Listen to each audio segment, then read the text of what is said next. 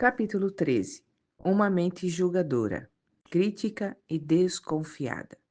Não julgueis para que não sejais julgados. Mateus, capítulo 7, verso 1. Muitos tormentos vêm à vida das pessoas por causa de atitudes de julgamento, de crítica e de desconfiança. Multidões de relacionamentos são destruídos por esses inimigos. Uma vez mais, a mente é o campo de batalha. Pensamentos, apenas eu penso, podem ser a ferramenta que o diabo usa para manter uma pessoa solitária. As pessoas não gostam de estar perto de alguém que precisa dar uma opinião sobre tudo. Para ilustrar, certa vez conheci uma mulher cujo marido era um empresário muito rico. Ele era geralmente muito calmo e ela queria que ele falasse mais. Ele sabia bastante sobre muitas coisas. Ela ficava zangada com ele quando eles estavam em um grupo de pessoas e alguém começava uma conversa sobre um assunto com o qual o seu marido poderia ter contribuído inteligentemente. Ele poderia ter lhe dito tudo o que sabia, mas não o fazia. Certa noite, depois que ele e sua esposa haviam retornado de uma festa, ela o repreendeu dizendo: "Por que você disse àquelas pessoas o que você sabia? Por que você disse àquelas pessoas o que você sabia sobre o que eles estavam conversando? Você só ficou lá e agiu como se não soubesse coisa alguma." "Eu já sei o que sei", ele respondeu. "Tento ficar quieto e ouvir. Assim eu posso descobrir o que os outros sabem." Entendi que era exatamente por isso que ele era rico. Ele também era sábio. Poucas pessoas conseguem riqueza sem sabedoria. E poucas pessoas têm amigos sem usar sabedoria em seus relacionamentos.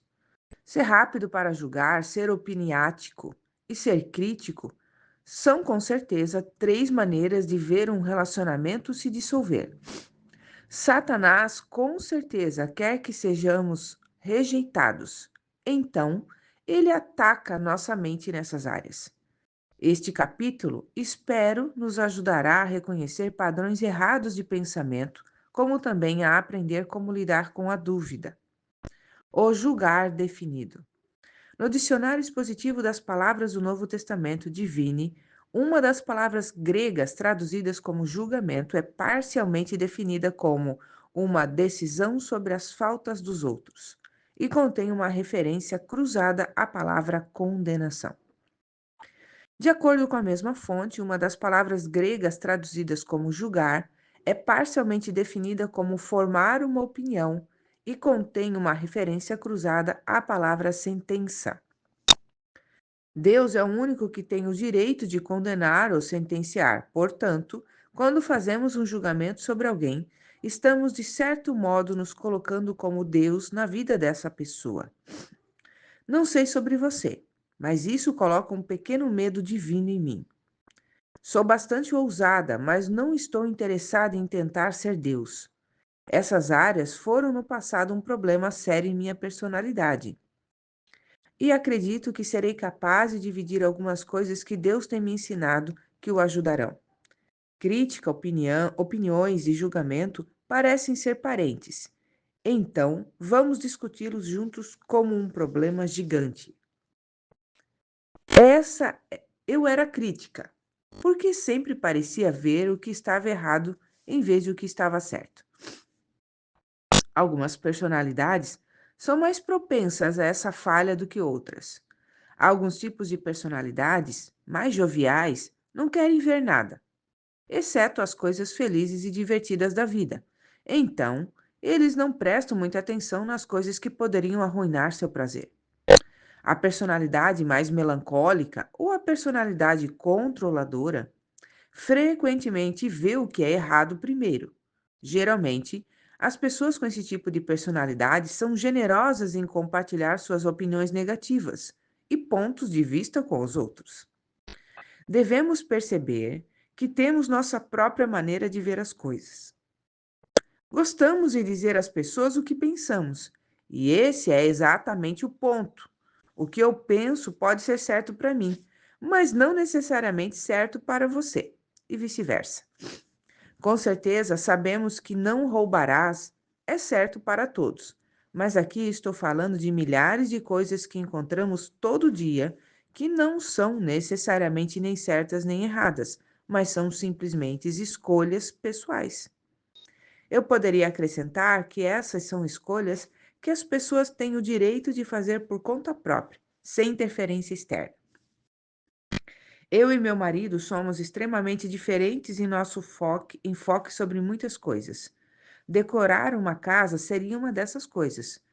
Não é que não gostemos de qualquer coisa que o outro escolher, mas se sairmos para fazer compras de coisas de casas juntos, sempre parece que Dave gosta de uma coisa e eu de outra.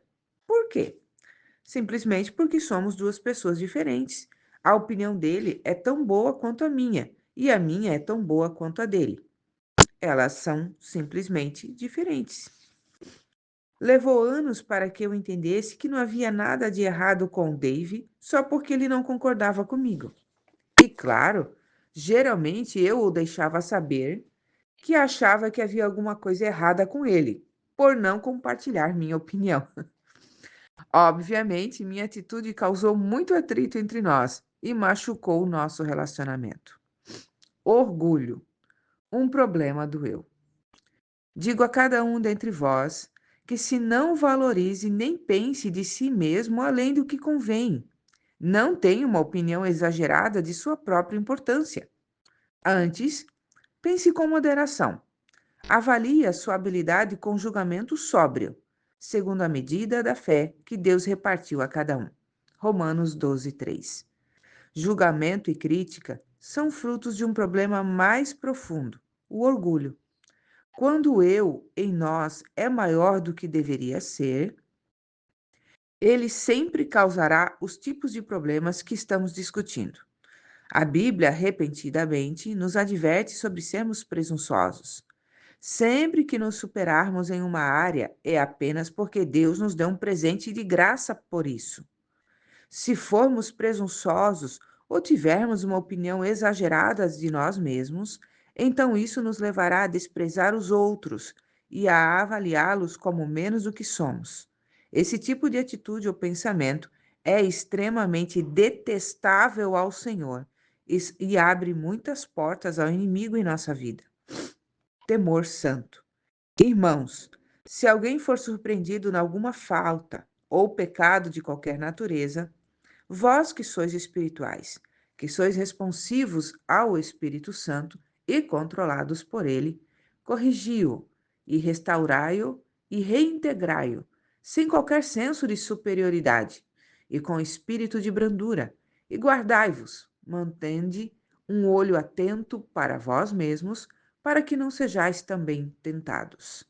Levai, suportai, carregai as cargas e as falhas morais e incômodas uns dos outros, e assim cumprireis e observareis perfeitamente a lei de Cristo, o Messias, e completarei o que está faltando em obediência a ele. Porque se alguém, qualquer pessoa, julgar ser alguma coisa muito importante para condenser e sustentar o fardo de alguém, não sendo nada, a si mesmo se engana e se ilude. Gálatas 6, 1 ao 3. Um exame cuidadoso desta passagem revela-nos rapidamente como devemos agir em relação à fraqueza que observarmos nos outros. Ela demonstra a atitude mental que devemos manter dentro de nós mesmos.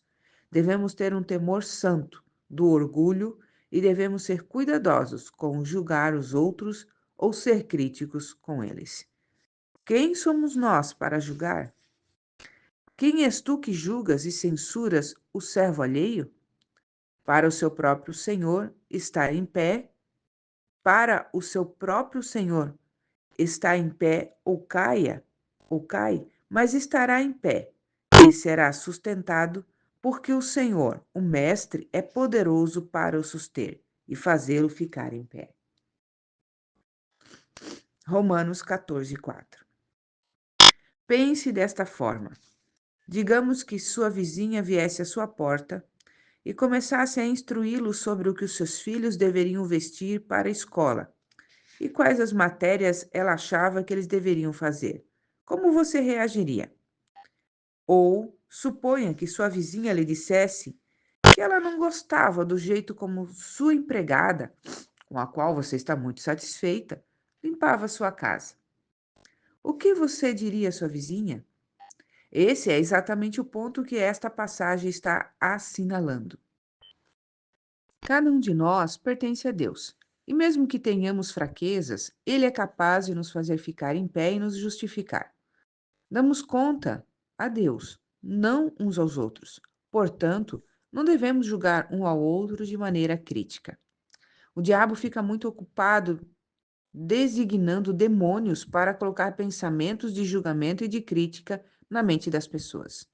Eu posso me lembrar de quando era divertido para mim sentar-me em um parque ou no shopping e simplesmente olhar todas as pessoas passarem enquanto eu formava uma opinião mental de cada uma delas. Nossa. A roupa, o estilo de cabelo, a companhia, etc. Agora, não podemos nos impedir de ter opiniões, mas não precisamos expressá-las. Creio que podemos até mesmo crescer a ponto de não termos tantas opiniões, e aquelas que tivermos não sejam de natureza crítica. Frequentemente digo a mim mesma: Joyce, não é da sua conta. Um grande problema é tramar em sua mente quando você reflete sobre sua opinião até que ela se torne um julgamento. Quanto mais você pensa sobre o problema, mais ele cresce até que você começa a expressá-lo aos outros ou mesmo àquele que você está julgando. Então, ele se tornou explosivo e tem a habilidade de fazer um enorme mal na área do relacionamento, como também na área espiritual. Você pode ser capaz de evitar problemas futuros para você mesmo, simplesmente aprendendo a dizer: não é da minha conta. Julgamento e crítica eram desenfreados em minha família, então cresci com eles, por assim dizer.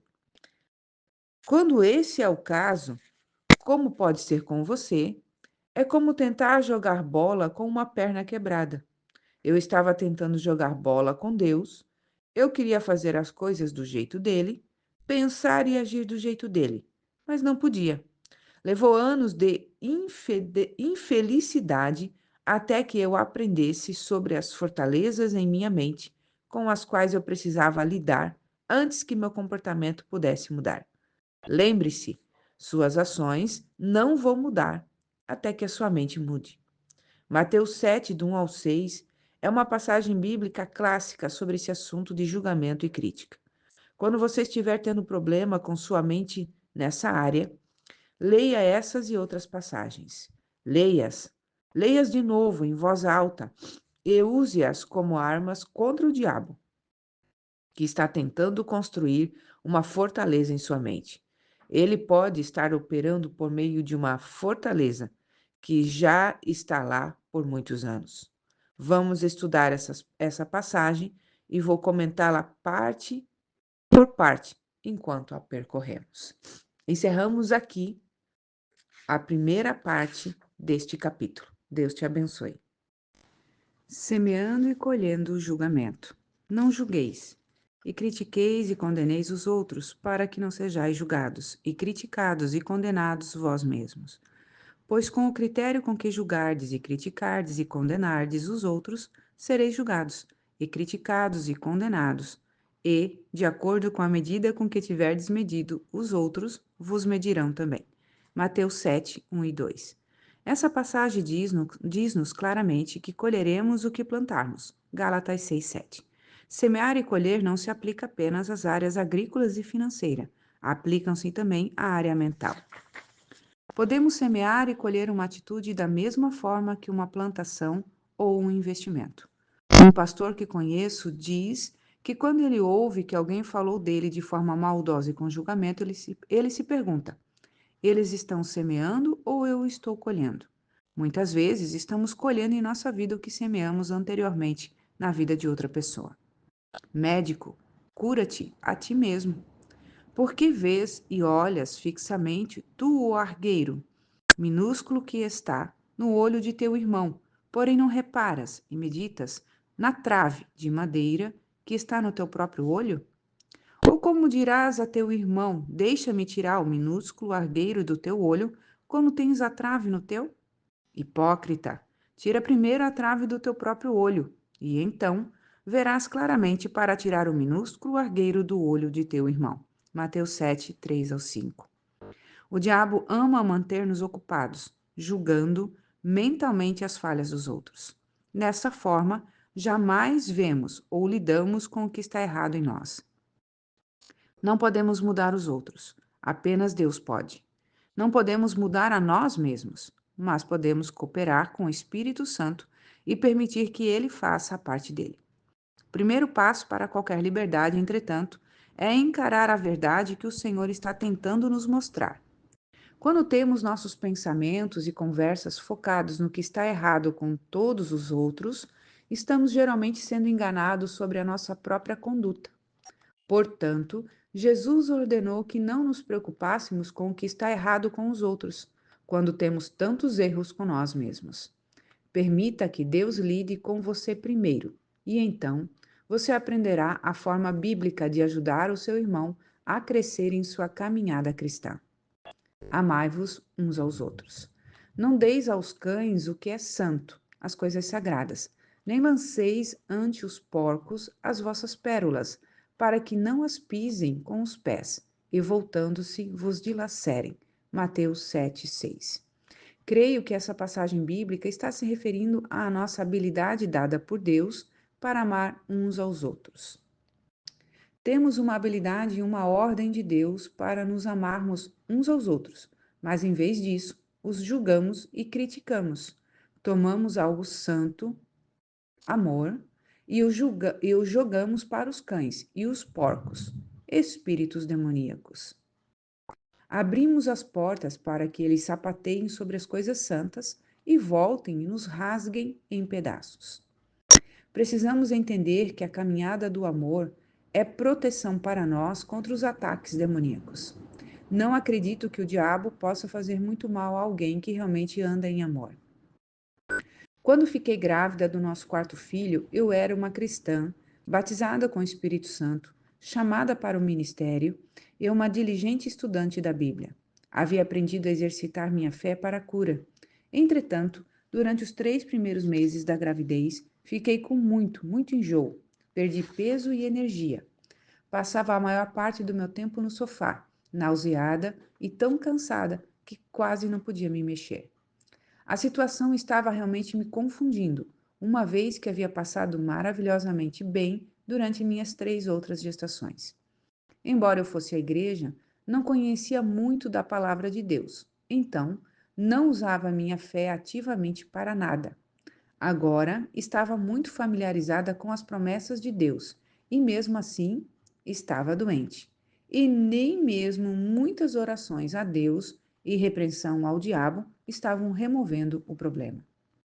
Um dia, enquanto estava na cama ouvindo meu marido e meus filhos se divertindo no pátio atrás da casa, perguntei a Deus agressivamente: o que está errado comigo? Por que estou tão enjoada? E por que não estou melhorando? O Espírito Santo me moveu a ler Mateus 7:1. Perguntei ao Senhor o que aquela passagem tinha a ver com a minha saúde. Continuei sentindo que deveria lê-la de novo e de novo. Finalmente, Deus abriu a minha memória para um evento que havia acontecido 2 anos antes. Eu havia dirigido um estudo bíblico doméstico ao qual compareceu uma jovem senhora, a quem chamaremos de Jane. Jane frequentou o curso fielmente até que engravidou, mas então se tornou difícil para ela comparecer regularmente, porque ela estava sempre cansada e se sentindo mal. Enquanto estava deitada naquele dia, lembrei-me de que outra irmã e eu tínhamos conversado sobre Jane, julgando-a e criticando-a, porque ela não se esforçava nas suas circunstâncias e não era diligente em vir ao estudo bíblico.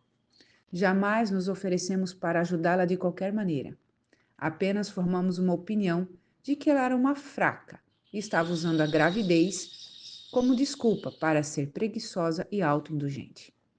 Agora, eu estava nas mesmas condições de Jane 2 anos antes. Deus me mostrou que, embora eu tivesse sido saudável durante minhas primeiras gestações, tinha aberto uma imensa porta para o diabo pelo meu julgamento e crítica. Eu tinha tomado minhas pérolas, a coisa santa, minha habilidade de amar, Jane, jogado aos cães e porcos. E agora, eles tinham voltado e estavam me rasgando em pedaços. Posso dizer-lhe, fui bastante rápida em me arrepender. Assim que eu fiz, minha saúde foi restaurada e passei muito bem durante o tempo restante da minha gravidez. Desse incidente, aprendi uma importante lição sobre os perigos de julgar e criticar os outros. Gostaria de poder dizer que depois daquela experiência, jamais cometi outro erro daquela natureza. Mas sinto dizer que tenho cometido muitos e muitos erros desde então. Cada vez Deus tem precisado tratar comigo, pelo que lhe sou agradecida. Nós todos cometemos erros. Nós todos temos nossas fraquezas. A Bíblia diz que não devemos ter um coração duro, um espírito crítico de uns para com os outros, mas em vez disso, devemos nos perdoar uns aos outros e mostrar misericórdia uns para com os outros, da mesma forma que Deus, por amor a Cristo, tem feito por nós. Efésios 4:32. Julgar traz condenação. Portanto, és indesculpável. Não tens desculpa ou defesa ou justificação, ó homem, quando julgas quem quer que sejas, porque no que julgas e passas sentença a outro, a ti mesmo te condenas, pois tu que julgas habitualmente, praticas as próprias coisas que condenas, e censuras e denúncias. Romanos 2:1. Em outras palavras, nós fazemos exatamente as mesmas coisas pelas quais julgamos os outros. O Senhor deu-me um exemplo muito bom certa vez para ajudar-me a entender esse princípio. Eu estava ponderando por que nós mesmos fazíamos algumas coisas e achávamos perfeitamente correto, mas julgávamos alguém que o fizesse. Ele disse: Joyce, você se olha com óculos cor-de-rosa, mas olha para todos os outros com lentes de aumento. Nós nos desculpamos por nosso comportamento, mas, quando alguém mais faz a mesma coisa que fazemos, frequentemente não mostramos misericórdia. Fazer aos outros o que queremos que eles nos façam, Mateus 7,12, é um bom princípio para a vida, o qual, se seguido, evitará muito julgamento e crítica. Uma mente julgadora é um ramo de uma mente negativa. Pensar sobre o que está errado com alguém, em vez de pensar no que está certo. Seja positivo e não negativo. Os outros se beneficiarão, mas você se beneficiará mais do que qualquer um. Guarde o seu coração. Sobre tudo o que se deve guardar, guarda e cuida com toda vigilância o teu coração, porque dele procedem as fontes da vida. Provérbios 4:23. Se você quer vida fluindo para você e de você, guarde o seu coração.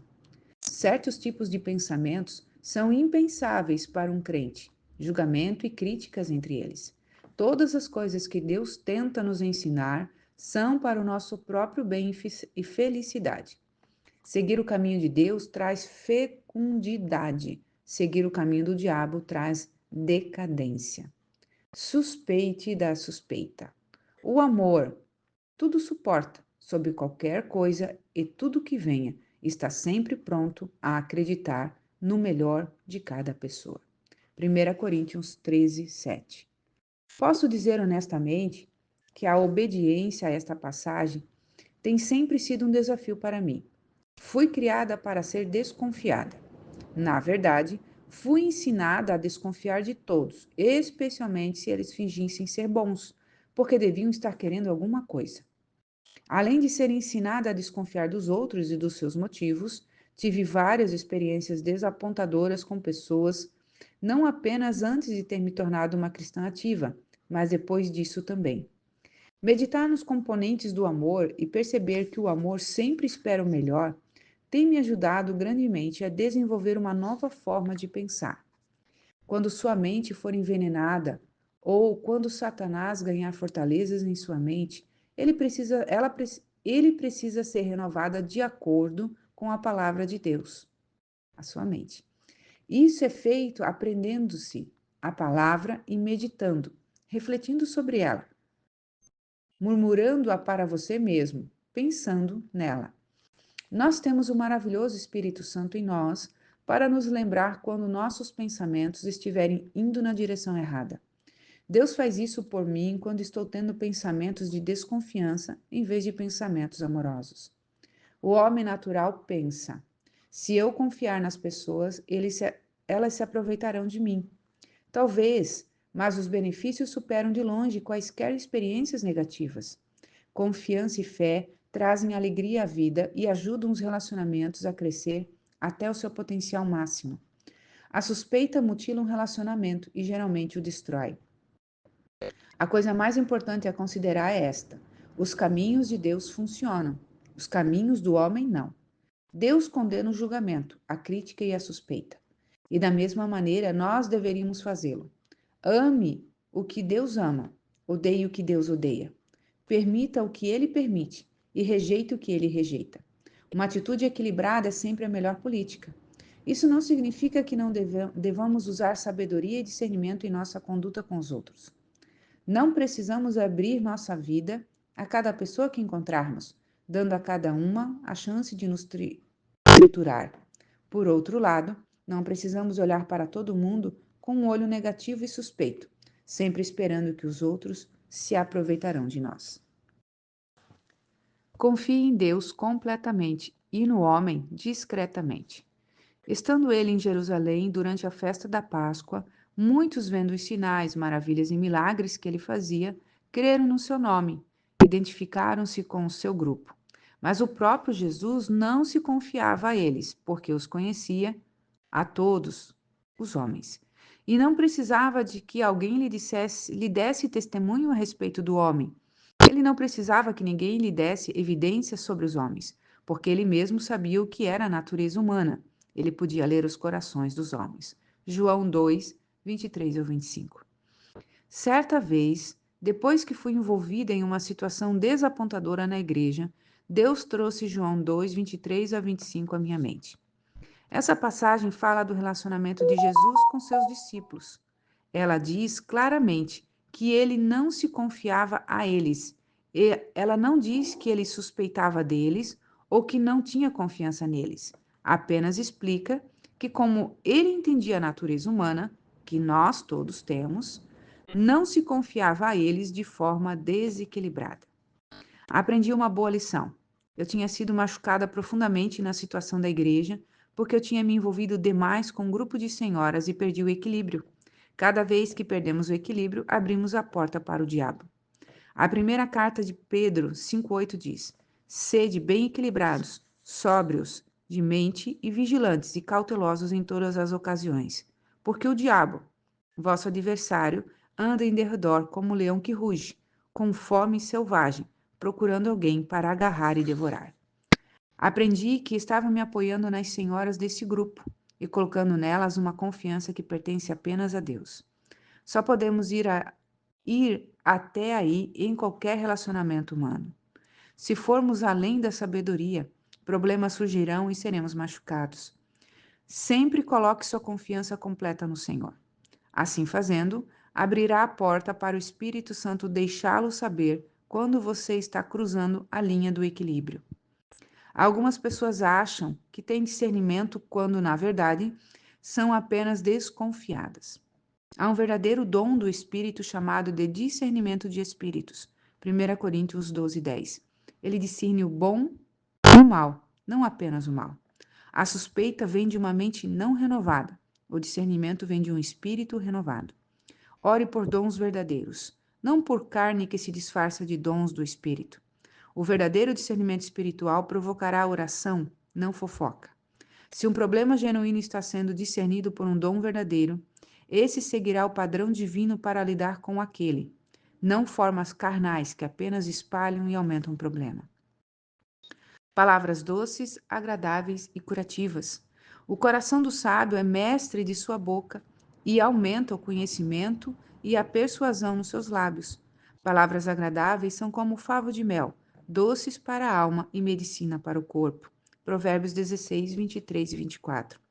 Palavras e pensamentos são como osso e medula, tão próximos que é difícil dividi-los. Hebreus 4:12. Nossos pensamentos são palavras silenciosas, que apenas nós, o Senhor, ouvimos, mas tais palavras afetam nosso homem interior, nossa saúde, nossa alegria e nossa atitude. As coisas que frequentemente pensamos saem da nossa boca. E é triste dizer, algumas vezes elas nos fazem parecer tolos. Julgamento, crítica e suspeita nunca trazem alegria. Jesus disse que ele veio para que tivéssemos e desfrutássemos a vida. João 10:10. Comece a operar na mente de Cristo e você penetrará num novo estado de vida. Encerramos aqui este capítulo. Deus os abençoe.